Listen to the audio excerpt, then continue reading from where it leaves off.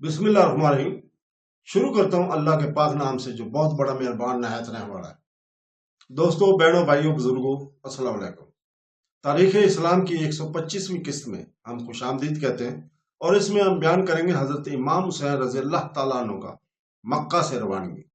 तो दोस्तों, अबैदुल्लाह बिन ज़ियाद ने अमर बिन साद बिन अबी वक्कास को रे की हुकूमत पर नामजद किया और फिलहाल 4000 फौज देकर मामूर किया कि सहरा में निकलकर तमाम रास्तों और सड़कों की निगरानी कराओ।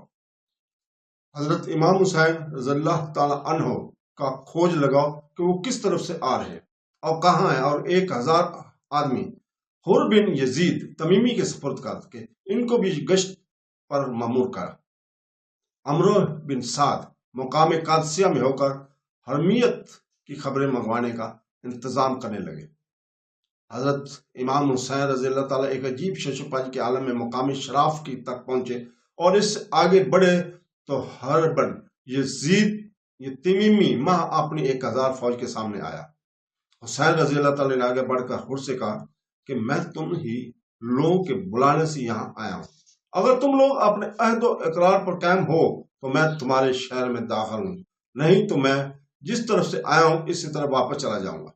हुर ने कहा कि हमको अबैदुल्लाह बिन ज़ियाद का हुक्म कि आपके साथ रहें और आपको इसके सामने जेर हरासत ले चले।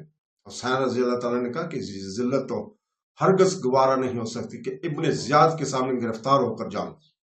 इसके बाद इन्हें वापस होने का इरादा किया तो हुर ने इब्ने ज़ियाद के खौफ से वापस होने से रोका और वापसी के रास्ते में अपनी फौज लेकर खड़ा हो गया।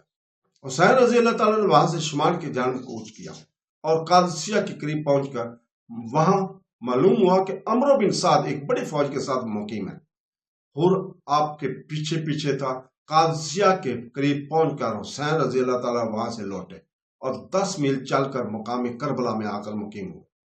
अमर बिन साद आपकी खबर सुनकर मां फौज रवाना हुआ और सुराग लेता हुआ अगले रोज करबला पहुंच गया।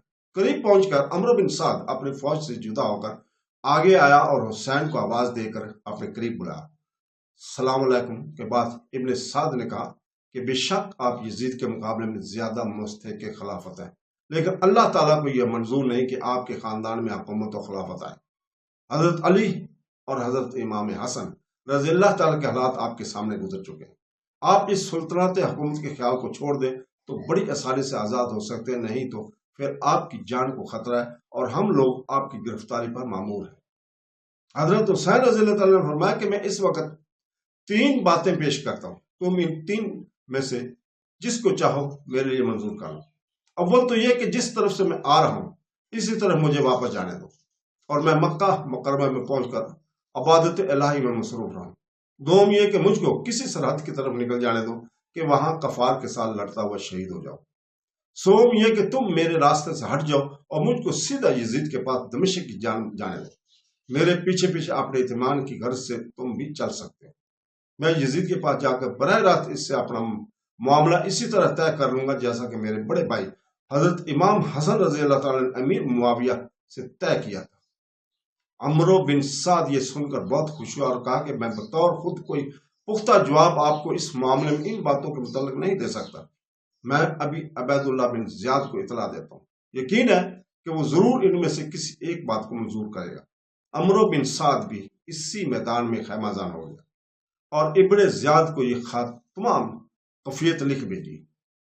2 मुहर्रम सन 61 हिजरी को करबला में अमर बिन साद हुसैन रज़ियल्लाहु ताला के पहुंचने अगले दिन जाकर मुकीम हुआ था और इसने हुसैन रज़ियल्लाहु ताला से वो बात पेश की जिससे फितना का दरवाजा बिल्कुल बंद हो जाएगा और वो यजीद के पास जाकर बैत कर लेंगे तो फिर कोई खतरा बाकी न रहेगा। लेकिन शिमर जोश इस वक्त इसके पास मौजूद था। इसने कहा कि ऐ अमीर, इस वक्त तुझको मौका हासिल है कि तू हुसैन रज़ियल्लाहु ताला को बिला तकल्लुफ शहीद कर दे। तुझ पर कोई इल्जाम ऐद ना होगा, लेकिन अगर हुसैन यजीद के पास चले गए तो फिर इनके मुकाबले में तेरी कोई इज्जत और कदर बाकी न रहेगी और वो तुझसे ज्यादा मर्तबा हासिल कर लेंगे। ये सुनकर इब्ने ज़ियाद ने अमर बिन साद को जवाब में लिखा कि ये तीनों बातें किसी तरह मंजूर नहीं हो सकती। हाँ, सिर्फ एक सूरत काबिल जारी है, वो ये कि हुसैन अपने आप को ہمارے سپرد کر دیں اور یزید کی بیعت کریں، اول میرے ہاتھ پر کرے، پھر میں ان کو یزید کے پاس اپنے اہتمام سے روانہ کروں گا۔ اس جواب کے آنے پر عمرو بن سعد نے حضرت حسین رضی اللہ تعالیٰ کو اطلاع دی اور کہا کہ میں مجبور ہوں، ابن زیاد خلافت یزید کی بیعت اول اپنے ہاتھ میں چاہتا ہے اور کسی دوسری بات کو منظور نہیں کرتا۔ حسین نے کہا کہ اس سے تو مر جانا بہتر ہے کہ میں ابن زیاد کے ہاتھ پر بیعت کروں۔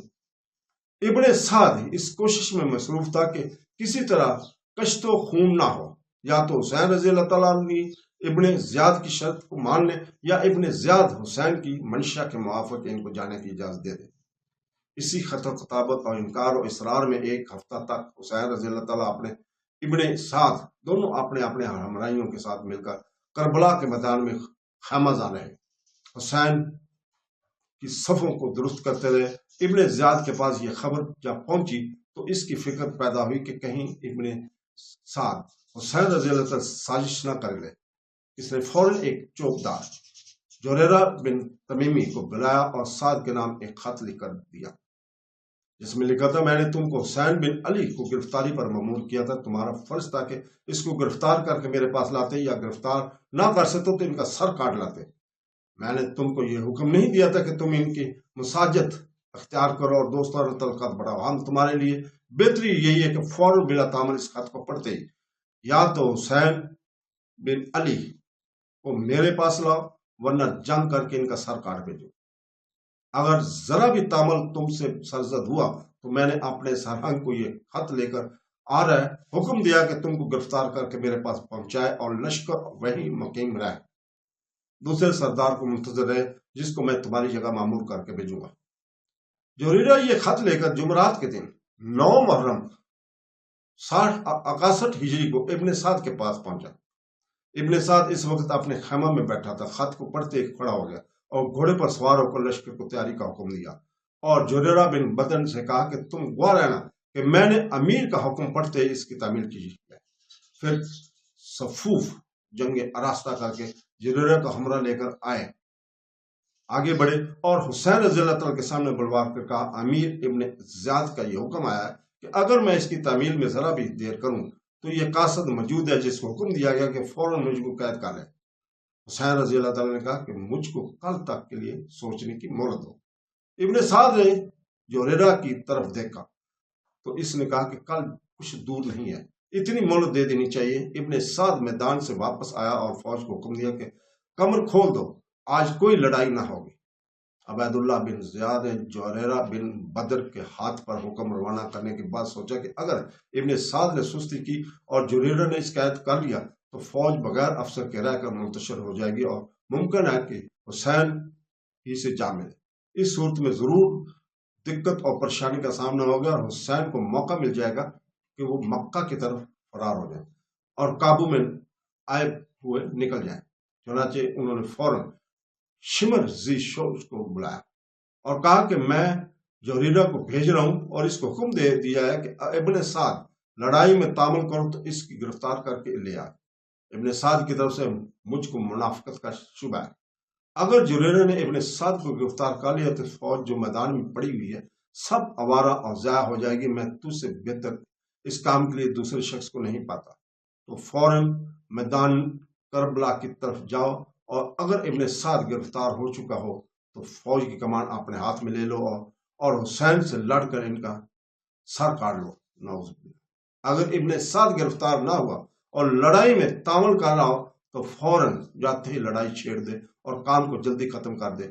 شمر نے کہا کہ میری ایک شرط ہے، وہ یہ کہ آپ کو معلوم ہے کہ میری بہن ام النبیین بنت حرام حضرت علی رضی اللہ تعالیٰ کی بیوی تھی، جس کے بطن سے حضرت علی رضی اللہ تعالیٰ کے 4 بیٹے عبداللہ، جعفر، عثمان اور عباس پیدا ہوئے۔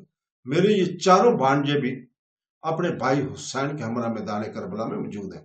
آپ ان چاروں کو جان کی امان دے دیں۔ عبید اللہ زیاد نے اسی وقت کاغذ منگوا کر چاروں کے نام امان نامہ لکھ کر اور مور لگا کر شمر کے سپرد کیا اور اسی وقت اس کو رخصت کر دیا۔ جوریرہ رات کے وقت روانہ ہوا تھا اور جمعرات کے دن علیہ صبح لشکر گاہ کربلا میں پہنچ گیا تھا۔ شمر صبح کے وقت روانہ ہوا اور عصر کے وقت پہنچا۔ شمر کے آنے پر تمام کیفیت جو پیش آئی تھی سنا دی۔ شیمر نے کہا کہ میں تو ایک لمحہ کی بھی مہلت نہ دوں گا، یا تو اسی وقت لڑائی کے لیے مستعد ہو جا ورنہ لشکر میرے سپرد کر دو۔ ابن سعد اسی وقت سوار ہوا اور شیمر کو ہمراہ لے کر حسین رضی اللہ تعالیٰ کے پاس آیا اور کہا کہ عبید اللہ بن زیاد نے یہ دوسرا قاصد بھیجا ہے اور مہلت آپ کو بالکل دینا نہیں چاہتا۔ حضرت حسین رضی اللہ تعالیٰ نے کہا کہ سبحان اللہ، اب مہلت کے دینے یا نہ دینے کی ضرورت ہے، آفتاب تو غروب ہو رہا ہے، کیا رات کے وقت بھی تم لوگ جنگ کو کل کے لیے ملتوی نہ رکھو گے؟ یہ سن کر شمر نے کل بھی صبح تک انتظار رہنا مناسب سمجھا اور دونوں اپنے لشکر کو واپس لے کر چلے گئے۔ تو دوستو، اس کے ساتھ ہی ہم اجازت چاہتے ہیں، کل تک کے لیے اللہ حافظ۔